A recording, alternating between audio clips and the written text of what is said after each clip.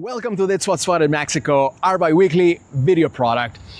Today, we chose a very special and dear location to us. This pond here in New Jersey. This is where we actually shot our first YouTube video ever. This was almost over a year ago now. So I hope that you enjoy this beautiful backdrop, and I also hope that you're not too upset of me ruffling some feathers there with the geese earlier on the video. But diving here into our content, we're going to be talking about three topics of discussion. First, we're going to be talking about the Extel survey results. Second, we're going to be talking about two things that are affecting Mexico's aeronautical sector, namely Sargassum and the FAA audit. And third, we're going to be talking about some of the things that we believe you should have in your radar going forward the next few weeks.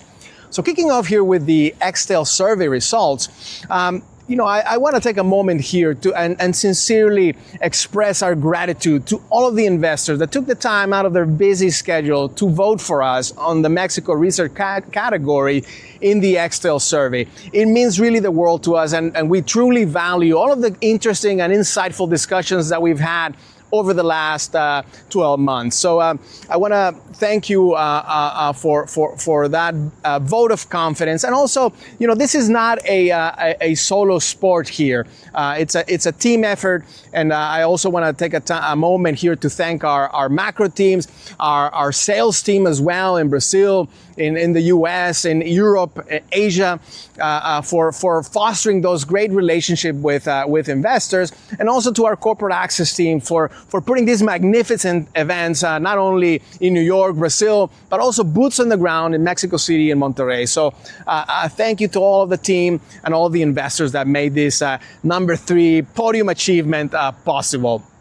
So moving on here to the second point of discussion, the Sargassum and all these things that are affecting Mexico's aeronautical industry, it has been astounding, the effects of these very erratic weather patterns, and which may be attributed to this Sargassum that has reached historical proportions. I mean, if we compare the amount of Sargassum that has been collected versus other years, it's 27 times more than in a normal year, and 4 times more than last year, which was already a record year. So the size of the problem is really large here.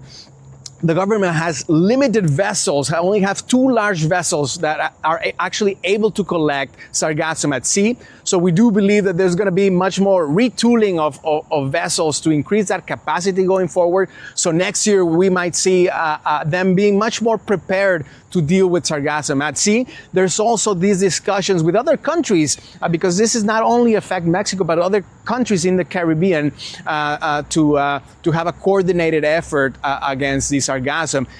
Tourism makes up to close to 10% of Mexico's GDP. So this is something that is extremely important for the industry, but also, of course, for the operator of Cancun airport, which relies on these beautiful beaches. The second thing that now Mexico's aeronautical industry is contending with is an ongoing FAA audit of Mexico's Category 1 rating. As we speak, we have FAA representatives in Mexico auditing all their process and security protocols to ensure compliance with all of the requests that they have previously made.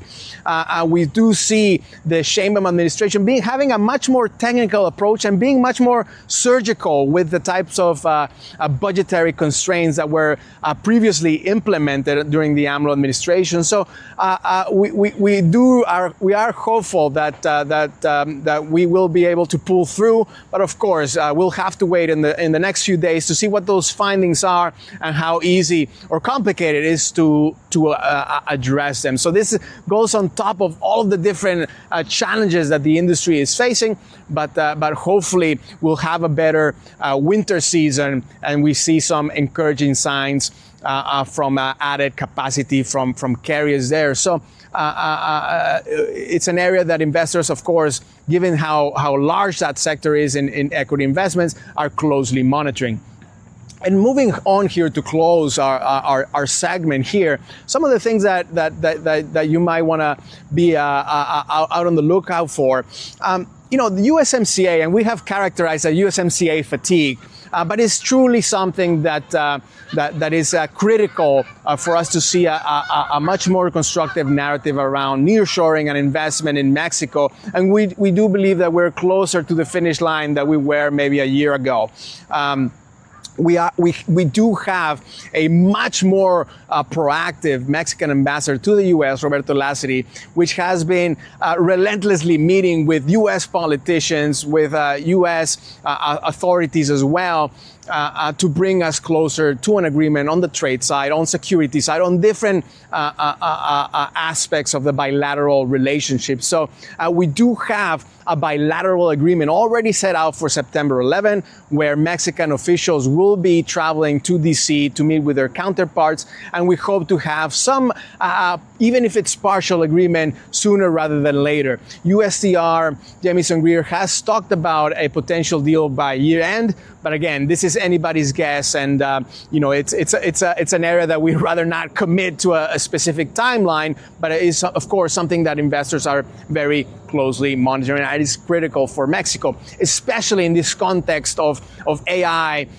related exports and this integration that is critical for North America economic security, really. So these are the three topics that we had here for you today. And until the next time, amigos, take care and continue to enjoy this beautiful summer. Take care.